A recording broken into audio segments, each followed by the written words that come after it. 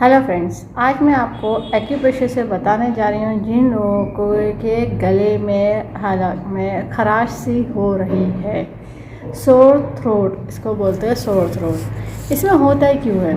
क्योंकि देखिए, एक तो इस टाइम में मौसम बदल रहा है, ठंडा गर्म भी पड़ जा रहा है, अचानक से गर्मी पड़ जा रही है। और अचानक से जब गर्मी पड़ जा रही है तो हर कोई अपने जो गर्म कपड़े होते हैं वो निकाल दे रहे हैं, और फिर जो ठंडी ठंडी हवा होती है वो आपकी इस एरिया में पड़ रही है। एक चीज़। दूसरी चीज़, आप फिर अचानक से ठंडा पानी पी ले रहे हैं, ठंडी कोई चीज़ ऐसी खा ले रहे हैं, या फ्रिज की रखी चीज़ें खा ले रहे हैं जो नॉर्मल टेम्परेचर में अभी तक नहीं आई है, जिसकी वजह से आपकी इंटेस्टाइन में इन्फेक्शन हो जा रहा है। इन्फेक्शन वो इंटेस्टाइन तो वैसे अपने आप उसे ख़त्म करती है, उसके अंदर की गर्मी, मगर वो इन्फेक्शन अगर ज़रूरत से ज़्यादा हो जाता है तो आपके हलक टॉन्सिल में स्वेलिंग हो जाएगी, रेडनेस हो जाएगी, इचीनेस यानी खुजली हो जाएगी, और फिर आपके गले में खराश होने लगेगी, यानी आवाज़ खरखरी होती है, क्लियर आवाज़ नहीं हो पाती है, बार बार खांसते रहते हैं करके खांसते रहते हैं और खराश बनी रहती है। अब ये खराश देखिए, आप लोगों ने अगर बहुत सारी खांसी की दवा खा ली, खांसी का ट्रीटमेंट कर लिया, तब भी नहीं जा रही है, तो इसका पूरा मतलब है कि आपके इंटेस्टाइन में कोई इन्फेक्शन आ गया है, जिसकी वजह से वहाँ के जो गुड बैक्टीरिया है वो ख़त्म हो गया, और ख़त्म होने की वजह से आपके गले में खराश बनी हुई है। अब क्या हो इसका ट्रीटमेंट? इसका ट्रीटमेंट जब तक आपकी वो चीज़ को ठीक ना करें, गुड बैक्टीरिया को डेवलप ना करें, तब तक आपकी खराश इस तरह से बनी रहेगी। तो इसको हटाने के लिए अब पता चला आपके सूजन भी आई है, खराश भी आई है, तो उस केस में आपके लिए ट्रीटमेंट के लिए लगाने के लिए ज़रूरत होगी डॉक्टर टेप की। पेपर टेप की 1/2 इंची का टेप ले लीजिए, कोई स्किन फ्रेंडली टेप है, कोई और सा टेप नहीं यूज़ करेगा, इस बात का ध्यान रखिएगा। जिन्होंने कोर्स करा उन्हें पता है कि पेशेंट यूज़ होती है बियर मैग्नेट, जो एक तरफ से वाइट होती है और एक तरफ से येलो होती है। टोन सीडेड का काम करती है, प्लस माइनस एनर्जी होती है नॉर्थ और साउथ।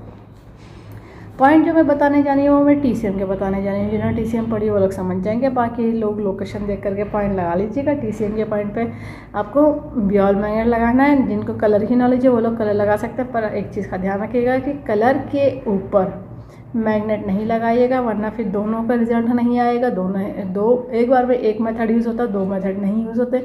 या तो आप कलर से ट्रीटमेंट ले लीजिए या फिर बियर मैग्नेट से, ठीक है। अब मैं तो बियर मैग्नेट से बताने जा रही हूँ, ठीक है। और लगाने के लिए आपको मैंने अभी कलर मार्क करके दिखा रखा है पॉइंट को लोकेट करने के लिए कि आइडिया एग्जैक्ट लोकेशन क्या है। आपको कलर बिल्कुल नहीं लगाना है, इस बात का ध्यान रखिएगा। 2 ही पॉइंट है, गले में खराश हो रही है और आपकी गर्दन, ये जो जॉ लाइन होती है, इस जगह से स्वेलिंग आ गई है, तो उसमें क्या करें? ये हमारा थंब है, थंब की देखिए इस साइड ये जो अपर जॉइंट है और लोअर जॉइंट, यहाँ लाइन, ये जो आपकी 2 जॉइंट है, इन जॉइंट के बीच का हिस्सा एग्जैक्ट यहाँ पे देख लीजिए, और ये फ्रंट में पॉइंट आ रहा है, इसको ये इंडेक्स फिंगर की तरह, इसको कहते हैं लार्ज इंटेस्टाइन का 18 पॉइंट, ठीक है। ये लार्ज इंटेस्टाइन का 18 पॉइंट है। इस और दूसरा हमारे बैक साइड आ जाएगा, जो यहाँ कान के पीछे से गर्दन के पीछे जा रहा है, क्योंकि इसकी वजह से कान के पीछे दर्द आने लगता है। तो ये हमारा थंब है, थंब में जो ये भी इंडेक्स फिंगर की तरफ आएगा। देखिए यहाँ पे बैक साइड का जो स्किन का कलर होता है अलग होता है फ्रंट वाले से, तो जहाँ पे बैक साइड का स्किन का कलर चेंज आ रहा है, ये उस जगह की पॉइंट में है। ये जो अपर जॉइंट है, अपर जॉइंट से स्लाइटली जैसे हम लोअर जॉइंट की तरफ मूव करेंगे तो पॉइंट आ जाता है स्मॉल इंटेस्टाइन का 17। ये स्मॉल इंटेस्टाइन का 17 है और ये लार्ज इंटेस्टाइन का 18 है, ठीक है। 2 ही पॉइंट है जो गले की खराश को ख़त्म करने के लिए।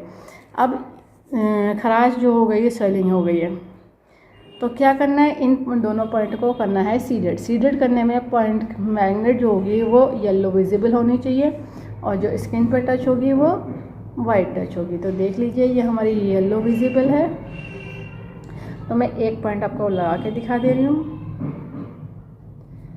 ये देखिए, ये हमारा येलो विजिबिलिटी आ रही है, देखिएगा। इस तरह से बैक साइड में लगा लीजिए, और दोनों थंब में लगेगा ये पॉइंट। बायलेटरल रहते हैं पॉइंट, दोनों तरफ की टॉन्सिल को कवर करेगा ये।